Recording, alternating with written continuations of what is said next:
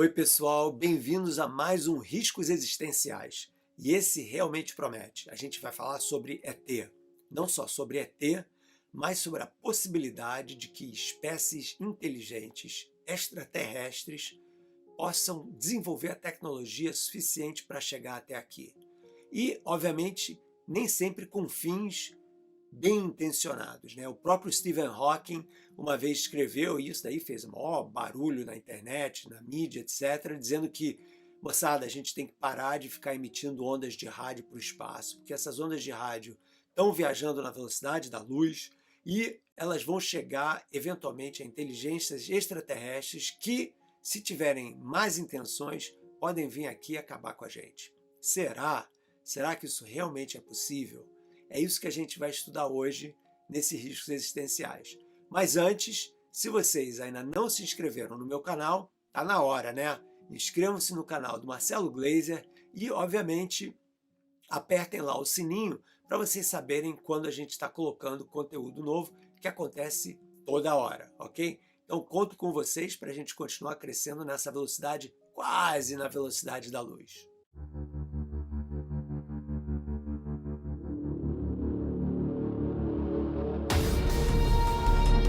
Bom, para a gente começar a falar de uma forma racional e científica sobre vida extraterrestre, a gente tem que começar falando sobre distâncias interestelares. E a verdade é a seguinte, moçada, nós estamos muito isolados aqui.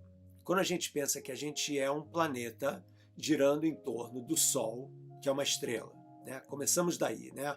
E o Sol, a distância entre o Sol e a Terra é de 150 milhões de quilômetros, ok? Aí a gente pensa, bom, aqui no Sistema Solar, obviamente, se tiver alguma vida, e eu acho pouco provável, sinceramente, mas se tiver alguma vida, certamente não vai ser uma vida inteligente, então a gente não tem essa preocupação. Mas, talvez, em outras estrelas, aqui na nossa galáxia, na Via Láctea, possa haver vida, e possa haver vida inteligente. Então, só para começar esse argumento, vamos dizer que sim, tem vida inteligente numa outra estrela. Vamos pensar um pouco então nas distâncias entre as estrelas, tá? Porque em astronomia a gente não fica medindo distância entre estrela em quilômetros, a gente usa anos-luz. O que é um ano-luz? Um ano-luz é a distância que a luz percorre em um ano, viajando na velocidade de 300 mil quilômetros por segundo. Então, você pisca o olho e a luz dá 7 voltas e meia em torno da Terra. Essa é a velocidade da luz. Então, só para dar uma ideia, para você, na velocidade da luz e daqui até o Sol, demora mais ou menos um pouquinho mais de 8 minutos, ok? E a estrela mais próxima, na verdade é um sistema triplo de estrelas, Alfa Centauro, Beta, Gama, e essas três estrelas estão a mais ou menos 4 anos-luz e meio de distância. O que isso significa, moçada? Significa que a luz que a gente vê agora da Alfa Centauro está viajando há 4 anos e meio.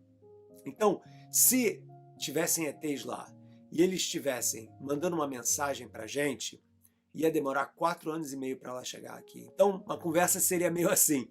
Os caras de lá falam, ei, moçada da Terra, tudo beleza? 4 anos e meio para chegar aqui.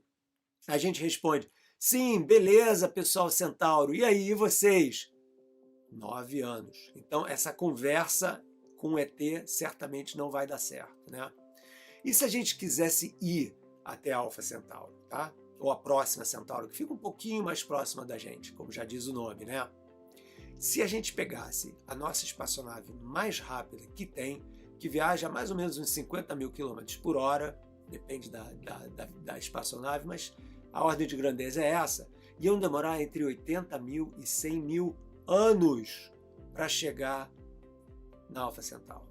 Anos, 100 mil anos para chegar lá, isso viajando nessa velocidade. Ou seja, o espaço é extremamente vazio, as distâncias entre as estrelas são extremamente gigantescas, astronômicas, como a gente gosta de falar. Então, isso é a nossa estrela que está aqui do lado, né? O nosso vizinho. Se a gente quisesse ir mais longe, 10 anos-luz, 100 anos-luz, 500 anos-luz, Ia demorar esse tempo todo para a luz chegar até aqui. Então, quando a gente olha para o céu noturno, a gente está meio que olhando para uma máquina do tempo, porque a luz que a gente vê hoje saiu das estrelas, das galáxias, etc., há um tempão atrás. E o tamanho da Via Láctea? Qual é? A nossa galáxia, né? Onde está o Sol e 200 bilhões de outras estrelas. A Via Láctea tem um tamanho aproximado de 100 mil anos-luz de diâmetro. Ou seja, se você pegar, acender uma lanterna num ponto da galáxia, vai demorar 100 mil anos para a luz atravessar a galáxia inteira. Ok? 100 mil anos.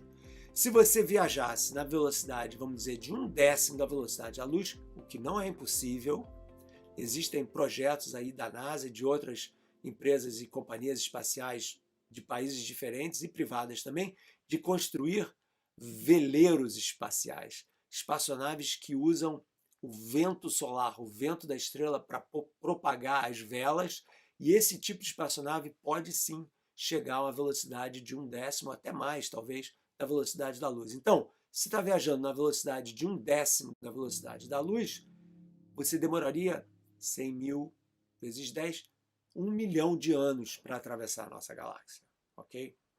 Então vamos pensar nisso. Então seria possível esses ETs terem chegado aqui? Bem, se nós, espécie humana, está aqui há 200 mil anos, que não é nada, né? Só para vocês terem ideia, moçada, a nossa galáxia tem 10 bilhões de anos, ok? Então, se o nosso planeta, que tem 4 bilhões e meio de anos, é um planeta relativamente recente, né?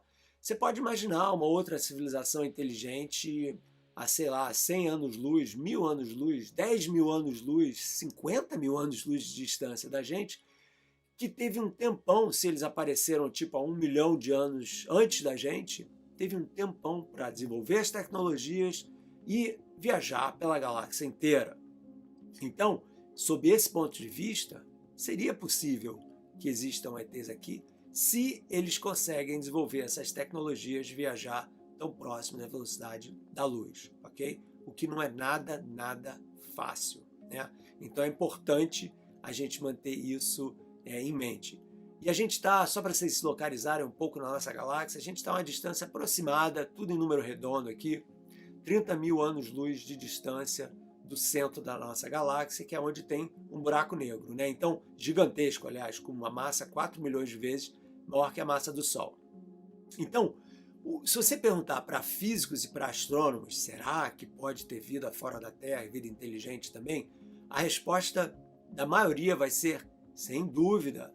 Afinal de contas, só na nossa galáxia, com 200 bilhões de estrelas, você tem trilhões e trilhões de planetas e de luas, e as leis da física e as leis da química são as mesmas no universo inteiro. Então, só falando em termos de probabilidade, deve ter um outro mundo que tem vida, né? Afinal de contas, por que só a gente, né? Como a frase famosa do filme Contato, que é baseado no romance do Carl Sagan, dizia, né? Se formos só nós, seria um grande desperdício de espaço, né? Então esse é o ponto de vista, ok? Essa é a noção de distância. Quando a gente fala de outras galáxias, esquece, porque a galáxia mais próxima da Via Láctea é Andrômeda. E Andrômeda está a uma distância aproximada de 2 milhões de anos-luz de distância. Então, quando você olha para Andrômeda no telescópio, você está vendo ela 2 milhões de anos atrás, que era mais ou menos quando os nossos ancestrais, lá os hominídeos, estavam atravessando as savanas da África, ok? Então, vamos focar só na Via Láctea para ser um pouquinho mais realista essa nossa conversa. Então, a gente falou de distância, agora a gente tem que falar de vida.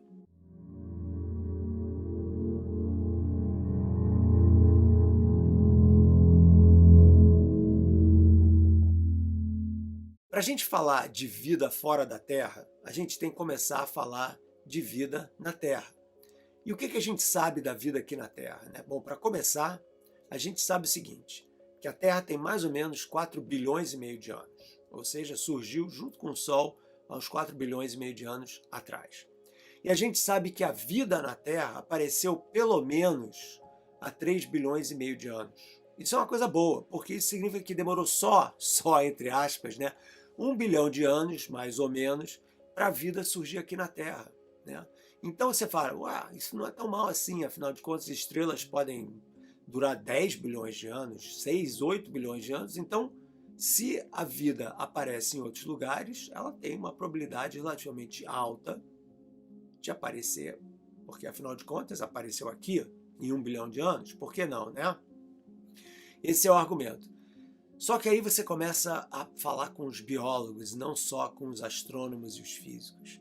E os biólogos têm uma versão da vida muito diferente da dos físicos, da nossa, né? Por quê?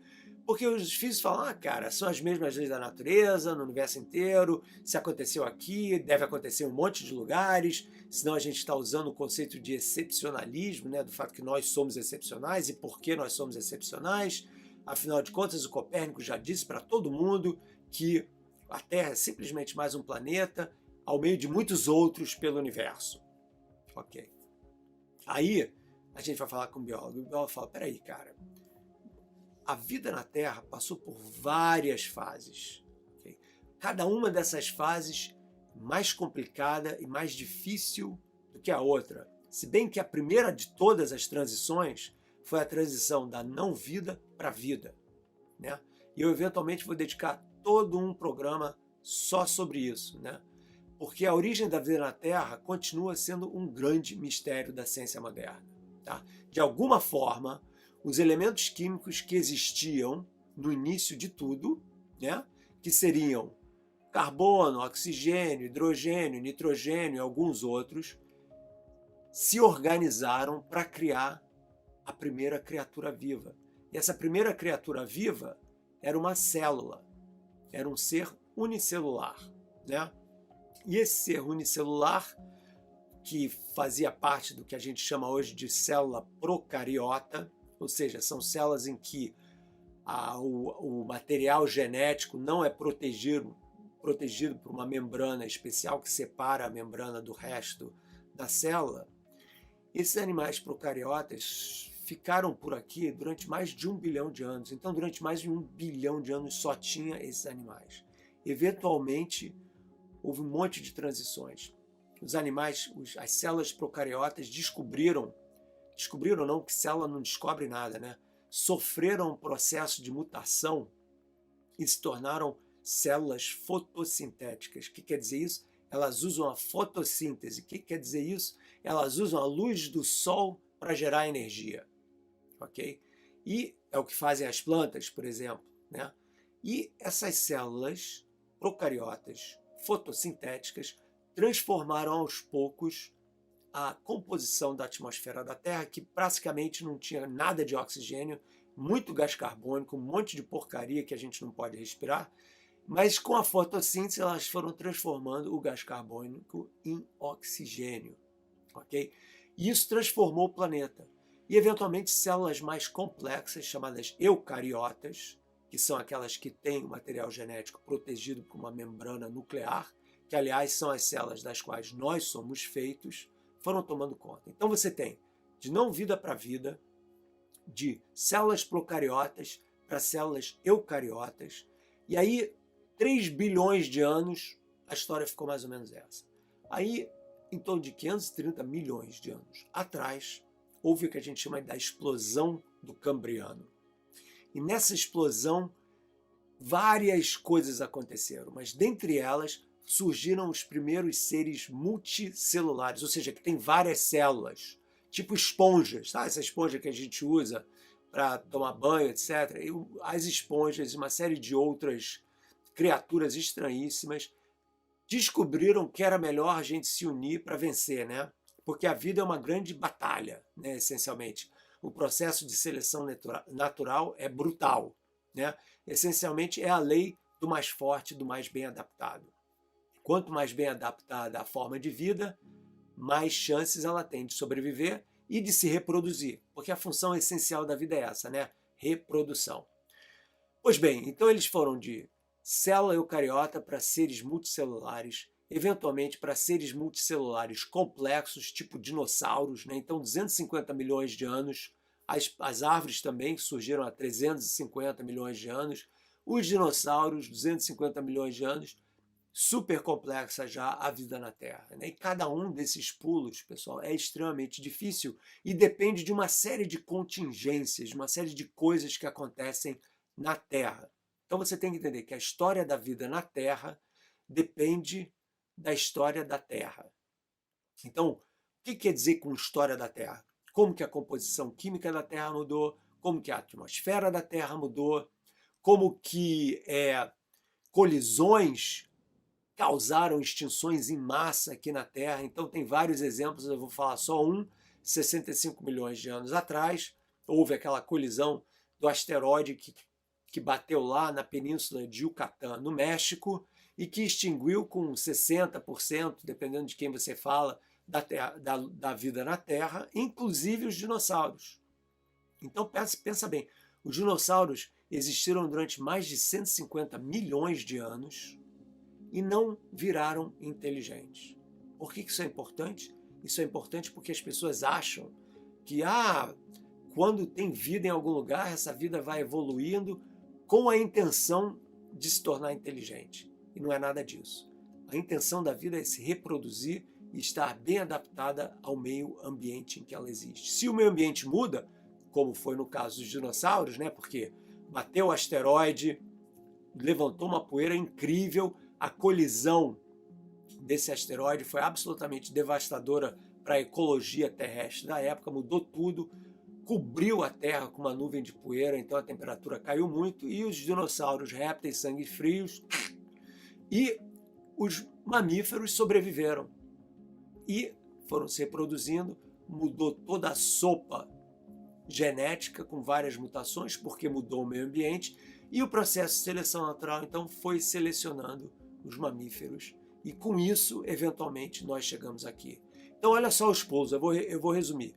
Não vida para vida, célula procariota para célula eucariota, seres unicelulares para seres multicelulares simples, seres multicelulares simples para seres multicelulares complexos, eventualmente com vários órgãos internos, né? Separa fígado de coração, etc. e tal, e eventualmente hominídeos, né? 3 milhões de anos atrás, 4 milhões de anos atrás, e eventualmente 200 mil anos atrás, a espécie humana. Se aquela colisão com aquele asteroide lá não tivesse acabado com os dinossauros, nós não íamos estar aqui. Isso aqui é o que chamo de contingência cósmica. Ou seja, quando você conversa com biólogos, com paleontólogos, você começa a entender que não é simplesmente a lei dos grandes números que influencia na possibilidade de vida num planeta. É toda uma história complexa a beça sobre como esse planeta evoluiu, que processos geoquímicos e geofísicos foram ocorrendo, que catástrofes, né, apocalípticas que aconteceram durante bilhões e bilhões de anos, e isso vai contar a história da Terra. Então nós somos filhos diretos, herdeiros diretos da história da vida na Terra. E a gente nunca pode esquecer disso, tá? Que é uma coisa que, aliás, a gente conversa de vez em quando aqui no canal. Então lembrem-se, ter vida não significa que vai ter vida inteligente. A maior probabilidade é que, se houver vida em algum outro lugar, ela vai ser uma vida super simples, unicelular, como foi aqui durante aproximadamente 3 bilhões de anos. Ok?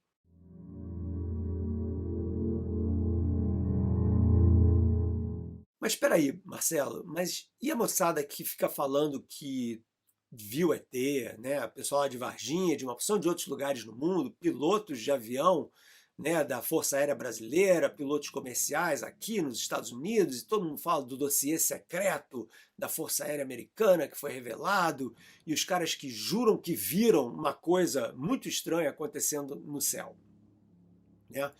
Fora aqueles que dizem que foram sequestrados por ETs no meio da noite, levados para a espaçonave deles e submetidos a uma série de exames médicos, em geral de caráter sexual, né? Eu sempre acho isso muito engraçado, né? Que esses ETs, eles conseguem desenvolver tecnologias que viajam durante distâncias de vários e vários, dezenas, centenas, milhares de anos-luz, mas quando eles chegam aqui na Terra, eles têm que ficar repetindo esse mesmo experimento, né, do aparelho reprodutor humano a cada vez que eles sequestram um elemento humano, né? Então os caras não entendem a nossa biologia, como é possível um negócio desse, né? É realmente meio estranha essa história, mas de qualquer forma existem esses relatos todos. E como que a gente pode então colocar essa conversa de uma forma concreta? Bom, infelizmente, nenhuma dessas visualizações de objetos voadores não identificados foi definitivamente comprovada como sendo de origem extraterrestre, né? Existe um monte de fenômenos celestes, atmosféricos, meteoríticos, que podem causar efeitos estranhíssimos na atmosfera, muitos, tipo uma luz que de repente aparece e que se propaga na velocidade muito rápida, ou várias dessas luzes, né? Você pode ter balões estratosféricos que sobem a altitudes gigantescas e que refletem a luz do Sol de certa forma, parecendo entidades metálicas se propagando bem lentamente, né? Esse que é o negócio. Eles vão lentos, aí eles pegam uma jorrada de vento a uma altitude maior e começam a andar mais rápido, e você acha, pô, o cara consegue parar e andar rápido e tal, né? E os vários relatos de ter sido sequestrado por ETs, né, que é uma coisa que é bastante comum na história, né, pelo menos esses relatos, por incrível que pareça, só começaram quando se desenvolveu a tecnologia de voo, né? Se você fala com uma pessoa do século XIX, do século XVIII, ninguém está falando que vem um disco voador para sequestrar ela, né? Essas histórias só aparecem depois que aparecem as nossas tecnologias de exploração celeste. Então existe uma correlação aí que realmente não é acidental, né? Então é muito importante a gente lembrar disso. Na Idade Média, por exemplo, quando ninguém falava de espaçonave, de foguete e tal, apareciam demônios noturnos que vinham, chamados de incubos e sucubos, que vinham molestar as pessoas sexualmente também, né? Fazer uma sedução noturna e tal. E esses demônios desapareceram e agora a gente tem os ETs que fazem esse tipo de sequestro noturno, e quando a pessoa acorda, está em casa ou está de uma forma meio confusa. Existem vários tipos de distúrbios do sono, paralisias hipnóticas, em que você acha que você está paralisado, o corpo está paralisado, você está com os olhos abertos, mas você ainda está sonhando, mas você recebe uma série de impulsos sensoriais que vêm de fora, entendeu? E isso tudo fica construído numa narrativa meio onírica, né? Meio de sonho, em que você fica muito confuso, ok? Então, quando eu falo essas coisas, né? Pensa, pessoal, objeto voador não identificado, provavelmente efeitos atmosféricos ou balões estratosféricos ou testes, protótipos de forças aéreas, entendeu? Estranhos e secretos que não são revelados, né?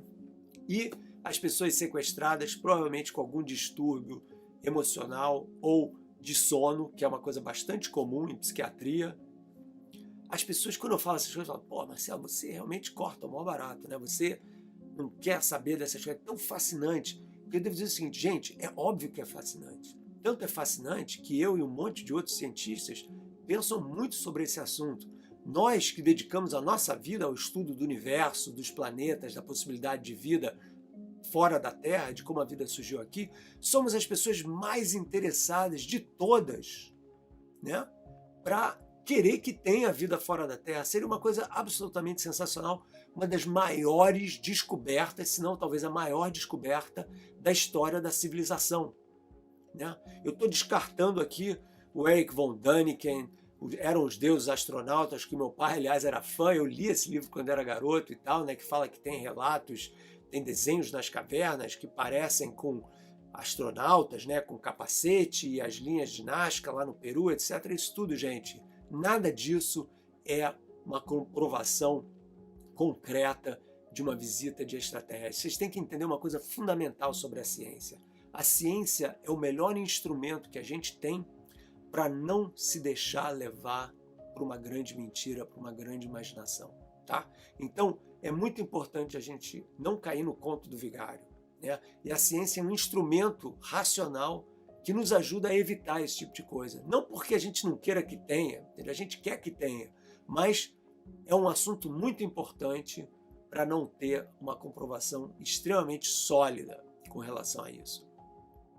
E por falar em comprovação extremamente sólida, existe um programa, né, de busca por inteligência extraterrestre chamado SETI, S-E-T-I, que há mais de 50 anos vem justamente buscando por esses sinais. Eles estão tentando ouvir com vários radiotelescópios, se apontados para constelações no céu, lugares no céu onde existem estrelas velhas o suficiente para que, se possa existir vida, pode ser por lá, né? Sinais, regiões onde existe uma atividade de rádio, de ondas de rádio muito grande, tentando ouvir os ETs. Se vocês viram o filme Contato, vocês sabem exatamente do que eu estou falando, né?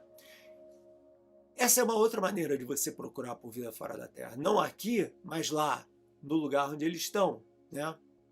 E a questão, então, é que nesses 50 anos, mais até do que 50 anos, a gente não viu nada. Obviamente, houveram alguns alarmes falsos, né? Mas nada de concreto. Então, infelizmente, mesmo essa busca por ondas de rádio não ocorreu. Um dos problemas dessa busca é qual é a frequência que você vai sintonizar o teu rádio para poder ouvir os ETs, né? Se eles vão enviar alguma mensagem para a gente, em que frequência que eles vão fazer isso, né? Esse aqui é um dos problemas. A gente não sabe, porque a gente não sabe nada sobre a psicologia de uma outra inteligência. A gente mal sabe da nossa, né? Imagina de uma outra inteligência extraterrestre, né? O que eles estão pensando? Será que eles querem se comunicar com a gente? Né? Esse tipo de questão que a gente não tem a menor ideia. A gente nem sabe definir vida, né? Se você perguntar qual é a definição da vida, a gente não tem uma definição que é universalmente aceita pelos cientistas, né? Vida é uma coisa que a gente sabe identificar quando a gente vê. Mas se tiver algum tipo de vida completamente diferente em algum outro planeta, como que a gente vai saber que aquilo lá é vida, né? Esse é um dos outros problemas sérios com relação. Então, uma das coisas que essa organização SET está tentando fazer é não ficar ouvindo onda de rádio, mas apontando telescópios super poderosos para exoplanetas, tentando buscar por sinais de engenharias avançadas. Da mesma forma que, se você tiver um telescópio muito bom, você poderia, em princípio, detectar do espaço a muralha da China, porque é uma obra de engenharia bastante grande, né? Você poderia, em princípio, detectar obras de engenharia que não são parte de um planeta, vamos dizer assim, feitas por outras civilizações. Então, essa é uma outra maneira de você detectar. E tem outras, mas infelizmente, até o momento, a gente não tem nada de concreto ainda, ok?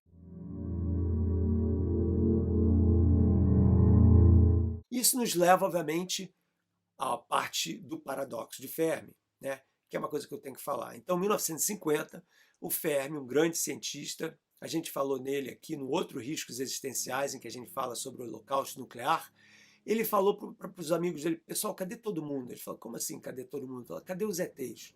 Porque se a galáxia tem 100 mil anos-luz de diâmetro e tem 10 bilhões de anos de vida, se você tiver uma civilização que consegue viajar 1/10 da velocidade da luz, em 1 milhão de anos ela cobre a galáxia inteira. Em 10 milhões de anos ela consegue explorar vários mundos dessa galáxia. Então basta que essa civilização tivesse aparecido 10 milhões de anos antes da gente, que os caras já deviam estar em tudo quanto é lugar. Então cadê eles? Né? Esse é o paradoxo de Fermi, ok?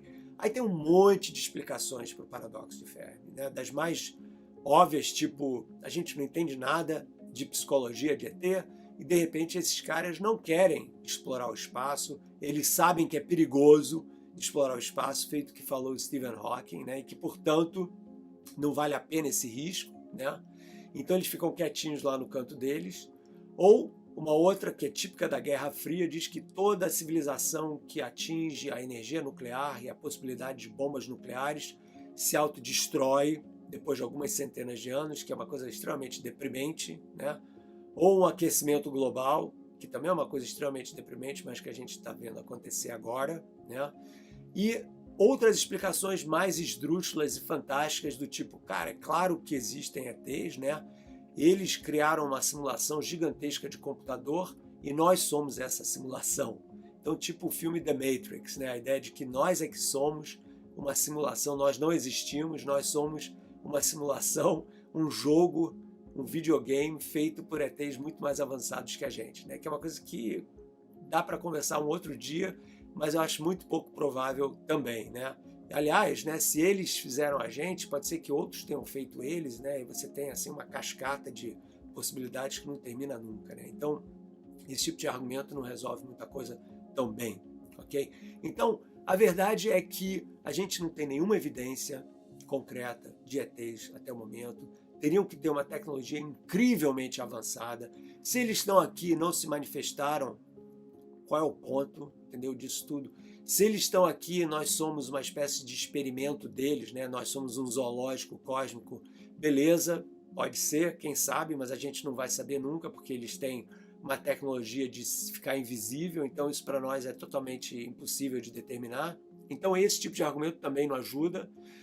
O argumento que realmente ajuda é a gente parar para entender que qualquer civilização que desenvolva a possibilidade de vida inteligente, né, que vem de uma possibilidade de vida inteligente e desenvolva tecnologias de exploração espacial, tem um limite absoluto de viajar na velocidade da luz, ou menos que a velocidade da luz, porque nada com massa pode chegar à velocidade da luz, ninguém pode ultrapassar isso. Se os caras usam buraco de minhoca para ir de um ponto a outro do universo, essa é uma outra conversa também, que é muito ficção científica, como eu já falei em outros vídeos aí que a gente fez no Conexões Cósmicas, quando eu falei da série Dark, etc. Quem não viu, confere, que eu explico direitinho do que é isso. Então, concretamente, pelo menos dentro do que a gente entende, né, você pode sempre argumentar, mas a gente não sabe nada, vai mudar tudo, a ciência avança de uma forma muito rápida e, portanto, tudo isso vai mudar daqui a pouco. Pode ser, moçada, mas, infelizmente, até agora, a gente não tem nenhuma indicação de vida nesse sistema solar ou em outros sistemas solares ou de visitas de ETs que tenham vindo lá de longe para falar com a gente aqui. Então, isso nos remete ao que eu chamaria de uma espécie de solidão cósmica, né? O fato de que a gente está aqui meio sozinho mesmo, né? Que nós somos essa espécie inteligente capaz de refletir sobre o universo, mas não capaz de resolver todos os problemas. E o maior problema que a gente tem agora é como cuidar do nosso planeta. Então, às vezes eu fico pensando que vale mais a pena a gente começar a pensar mais no nosso planeta e como que a gente pode preservar a vida nesse planeta que a gente está destruindo rapidamente, do que ficar viajando muito em Marte e outros planetas, e certamente a gente não vai escapar para esses planetas nos próximos várias centenas ou talvez milhares de anos. Os nossos problemas estão aqui agora. A Terra é um planeta raro e a gente tem que entender isso de vez e tentar proteger o que a gente tem com tudo que a gente pode ter, né? Então, pensem em como vocês comem, pensem na energia que vocês gastam, na água. Em vez de ficar com medo dos ETs, vamos ficar com medo de nós mesmos, porque nós é que temos que nos proteger de nós mesmos de forma a poder sobreviver e não ser mais uma dessas espécies inteligentes que pode ter surgido por aí no universo e desaparecido. Vamos ser mais espertos do que os dinossauros e vamos então evitar a nossa própria extinção. Então é isso, pessoal, eu vou ficar por aqui. Mais uma vez, inscrevam-se no nosso canal, apertem o sininho aí para ver o que a gente anda fazendo, chamem os amigos, a família, porque essa conversa, obviamente, é só a primeira dos ETs, ela vai continuar, ok? Mas no momento eu não estou muito preocupado com a invasão de ETs como sendo um risco existencial. Até mais.